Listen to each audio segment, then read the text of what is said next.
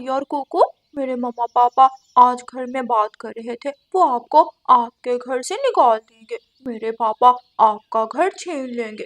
क्यों जी?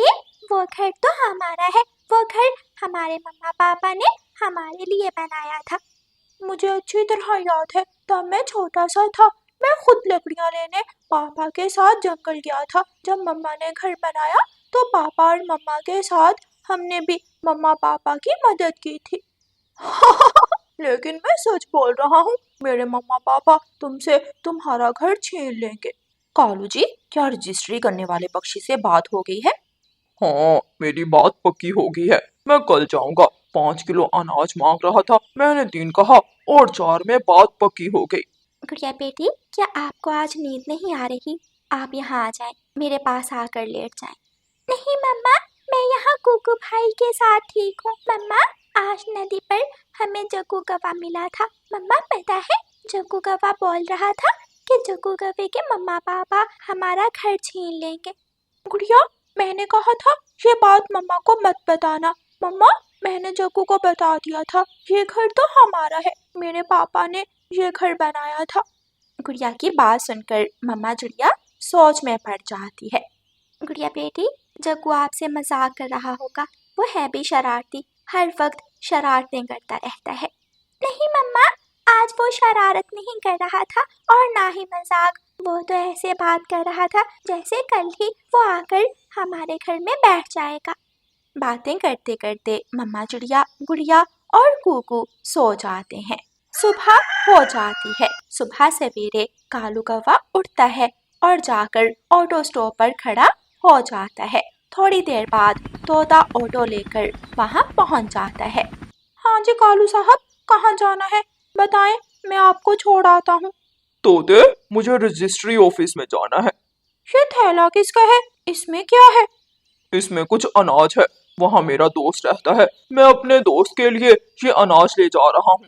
तो फिर आओ बैठो, अभी चलते हैं। कालू कौवा तोते के ऑटो में बैठ जाता है और तोता ऑटो लेकर रजिस्ट्री ऑफिस की तरफ उड़ता है। तोल सकते हो, पूरा 4 किलो अनाज है। कौवे, मुझे तुम पर विश्वास है।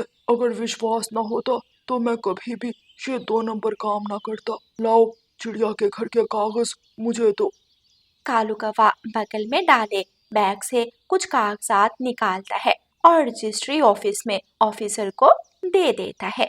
एक कागज पर चिड़िया की तस्वीर लगी हुई थी। वो चिड़िया के घर के कागजात थे और कालू कौवा रिश्वत देकर 2 नंबरी से चिड़िया का घर अपने नाम करवाने आया था। ऑफिसर कागज बदलता है और चिड़िया के घर के कागजात पर कौवे का नाम लिख देता है और कौवे की तस्वीर लगा देता है।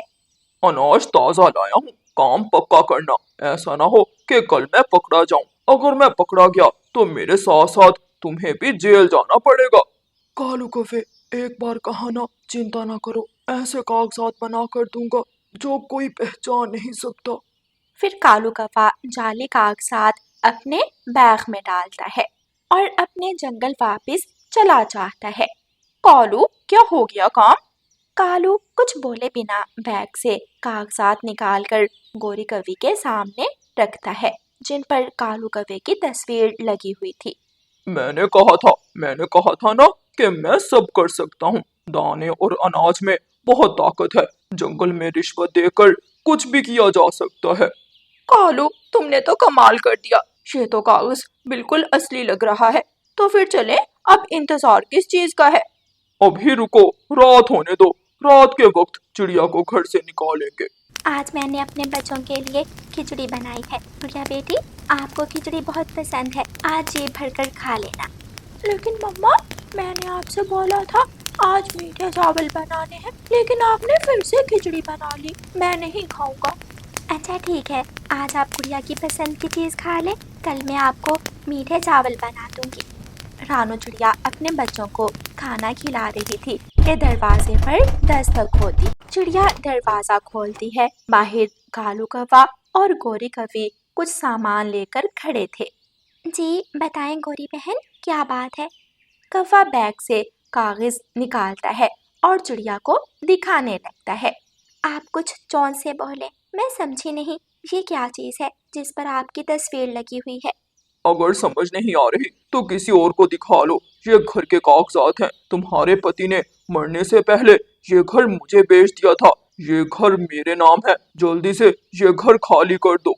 ये सुनकर रानू चिड़िया की तो जान ही निकल जाती है। नहीं नहीं भाई कवे, गोरी बहन, मेरे पति ने मुझे कभी नहीं बताया था कि उन्होंने ये घर आपको बेचा है। वो जो भी करते थे मुझे बताकर ही करते थे। तेरे पति ने तुझे नहीं बताया तो हम क्या करें? क्या तेरा पति तुझे बताता था? जब वो नदी पर जाकर मैना से हंस हंस कर बातें किया करता था। तुम्हें क्या पता राज की बातें? जल्दी से घर खाली कर दो वरना धक्के मार मार कर घर से निकाल दूंगी। मैं नहीं जाऊंगी, ये घर मेरा है। रानू चिड़िया शोर मचाने लगती है। दोनों बच्चे भी घर से बाहर आ जाते हैं। पड़ोसी कबूतर और तोता भी पहुंच जाते हैं। कुछ और पक्षी भी पास की डाल पर आकर बैठ जाते हैं। क्यों शोर मचा रखा है? क्या हुआ है रानू चिड़िया? क्या बात है? रानू चिड़िया रोते हुए तोते से कहती है, तोते भाई, ये घर मेरा है और ये कौवे बोल रहे हैं कि मेरे पति ने ये घर इन्हें बेच दिया था। जग्गू भाई, आप अपने मम्मा पापा को बताएं। मैंने कल आपको नदी पर बताया था ना कि ये घर मेरे पापा ने बनाया था। फिर आपके मम्मा पापा क्यों नहीं मान रहे? अच्छा हुआ तोते जो तू आ गया। बता चिड़िया को, कल मैं तेरे साथ गया था। मैं रजिस्ट्री ऑफिस गया था। वहां से असल रजिस्ट्री निकलवा कर लाया हूँ। चिड़िया फिर भी नहीं मान रही। कौवा सभी पक्षियों के सामने वो कागज करता है। ये घर तो कालू कौवे के नाम है। कागज पर घर के मालिक का नाम कालू कौवा लिखा हुआ है और तस्वीर भी कालू कौवे की है। चिड़िया बहन, शायद आपके पति ने आपसे ये बात छुपाई होगी। नहीं, ऐसा नहीं हो सकता। ये सब झूठ है, ये धोखा है, ये सब कालू कौवे की कोई साजिश है। रानू चिड़िया रोती है, शोर मचाती है, लेकिन कोई भी रानू चिड़िया की बात नहीं मानता। कालू कौवा और गोरी कौवी घर के अंदर जाते हैं और चिड़िया का सामान उठाकर बाहर फेंकने लगते हैं। सब अपने अपने घरों को चले जाते हैं। कालू कौवा और गोरी कौवी घर की अंदर से कुंडी लगा लेते हैं। मम्मा, मैंने आपको कल ही बताया था, जग्गू कौवे ने अपने मम्मा पापा को बात करते सुना होगा। जग्गू झूठ नहीं बोल रहा था। हाँ गुड़िया बेटी, लेकिन इन कौवों ने घर के जाली कागजात कैसे बनवा लिए? ऐसा कभी भी नहीं हो सकता। अगर आपके पापा घर कौवों को बेचते तो मुझे जरूर बताते। मम्मा, अब हम कहाँ जाएंगे? हमारा तो और कोई घर भी नहीं है। मम्मा चिड़िया रो रही थी और ऊपर आसमान की तरफ देख रही थी। आसमान पर बादल छाए हुए थे। तभी तेज बारिश शुरू हो जाती है। मम्मा चिड़िया अपने बच्चों को लेकर घने पेड़ के नीचे बैठ जाती है। चिंता ना करो मेरे बच्चों, जब बारिश रुक जाएगी तो मैं आपको लेकर आपकी नानों के पास चली जाऊंगी। तो मम्मा, क्या हम अपना घर कौवों को दे देंगे? नहीं मम्मा, ये घर मेरे पापा ने बनाया था। हम कौवों को अपना घर नहीं देंगे। गुड़िया बेटी, घर के कागजात कालू के नाम है, हम कुछ नहीं कर सकते। सारी रात माँ चिड़िया रोती रहती है और अपने बच्चों को लेकर पेड़ के नीचे बैठी रहती है। उधर गोरी कौवी और कालू कौवा आराम से मीठी नींद सोए हुए थे। दूसरी सुबह बारिश रुक जाती है। मम्मा चिड़िया दोनों बच्चों को लेकर अपनी माँ के घर चली जाती है। रानू बेटी, चुप कर जाओ, रोने से क्या होगा? ये घर भी आपका ही है, आप इसी घर में रहना। नहीं नानो, हम कौवों को अपना घर नहीं देंगे। हम कौवों से घर वापस लेंगे और जरूर लेंगे। मम्मा, मैंने किताब में पढ़ा था कि अगर कोई गलत करे तो पुलिस को बताते हैं। कहाँ बेटी, पुलिस भी गरीबों की कहाँ सुनती है।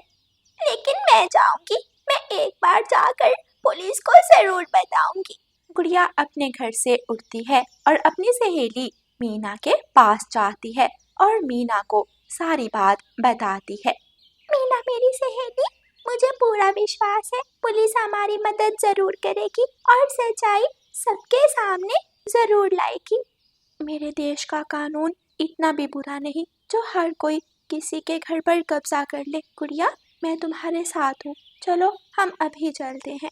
दोनों सहेलियां उठती हैं और पुलिस स्टेशन पहुंच जाती हैं। पुलिस स्टेशन के दरवाजे पर संतरी बैठा हुआ था।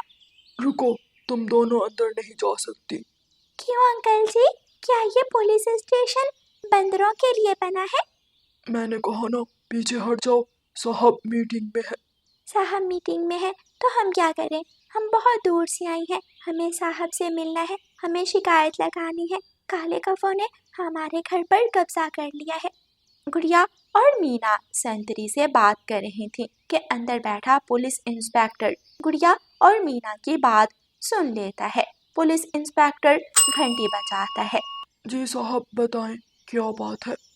बाहर जो भी खड़ा है उसे अंदर भेज। गुड़िया और मीना इंस्पेक्टर के पास जाती हैं और पुलिस इंस्पेक्टर को सारी बात बताती हैं। पुलिस, आप चाहें तो उनके बेटे जग्गू कौवे से पूछ सकते हैं। वो घर तो हमारे पापा ने बनाया था। वो झूठे कौवे घर के जाली कागजात लेकर आ गए और सबके सामने हमारा सामान उठाकर घर से बाहर फेंक दिया। पुलिस अंकल, मैं गुड़िया की बचपन की सहेली हूँ। जब गुड़िया के पापा वो घर बना रहे थे तो मैं एक बार गुड़िया के यहाँ गई थी। मैंने खुद देखा था, गुड़िया के पापा जंगल से लकड़ियाँ काट कर लाए थे और गुड़िया की मम्मा ने लकड़ियाँ जोड़कर छत बनाई थी। गुड़िया रोने लगती है। मैं सच बोल रही हूँ पुलिस, आप मेरा विश्वास करें, मैं सच बोल रही हूँ। चुप कर जाओ बेटी, अगर आप सच्ची हो तो आपके साथ न्याय जरूर होगा। आप वापस जाओ, मैं शाम तक सच्चाई का पता लगा लूंगा। पुलिस इंस्पेक्टर सीधा रजिस्ट्री ऑफिस जाता है। ऑफिसर कुर्सी पर बैठा रिश्वत के दाने गिन रहा था। पुलिस, क्या हुआ? आप यहाँ क्यों आई हो? चिड़िया के घर के जाली कागजात किसने बना कर दिए? सच सच बता दो, वरना जेल ले जाकर उल्टा लटकाकर बहुत मारूंगा। गलती हो गई पुलिस, वो कागजात मैंने ही बनाए थे। चिड़िया के घर के असली कागजात कहाँ हैं? जल्दी से निकाल कर दो, वरना छोड़ूंगा नहीं तुम्हें। ऑफिसर जल्दी से टेबल के नीचे पंख करता है और रद्दी की टोकरी से चिड़िया के घर के असली कागजात निकालकर पुलिस ऑफिसर को दे देता है। ये ले पुलिस, लेकिन मुझे मत पकड़े, मैंने कुछ नहीं किया। मैंने तो बस 4 किलो अनाज लिया था, वो तो कब का खत्म हो गया। तुम्हारे जैसे रिश्वतखोरों की वजह से हमारे देश का नाम बदनाम होता है, तुम्हें सजा जरूर मिलेगी। घर के असली कागजात लेकर पुलिस सीधी गुड़िया की नानू के घर की तरफ जाती है। बेटी, बाहर कोई गाड़ी आकर खड़ी है, कोई हॉर्न बजा रहा है। मम्मा, पुलिस की गाड़ी है। मम्मा जल्दी चले, लगता है पुलिस ने इन्वेस्टिगेशन पूरी कर ली है। आप सब आकर गाड़ी में बैठे, मैं आपको आपके घर वापस छोड़ कर आता हूँ। मम्मा चिड़िया बहुत खुश होती है और वो सब जाकर पुलिस वैन में बैठ जाते हैं। अब पता चलेगा काले कौवों को बहुत काएं करते थे। मैं आपको छोड़ूंगा आपके घर और फिर इसी वैन में बिठाकर काले कौवों को जेल ले जाऊंगा। पुलिस जाते ही कालू कौवे को घर के असली कागजात दिखाती है। कालू कौवे की टांगें कांपने लगती हैं। गौरी, ये सब गौरी ने कहा था। पुलिस, मैंने कुछ नहीं किया, ये सब मेरी पत्नी गौरी कवि का प्लान था। बेशरम कालू के बच्चे, मैंने कब कहा था? खुद ही हर रोज सलाह करते थे कि चिड़िया के घर पर कब्जा करना है, जाली कागजात तैयार करने हैं। पुलिस, क्या हम अपने घर में जा सकते हैं? जी जाएं, ये घर आपका है और आपका ही रहेगा।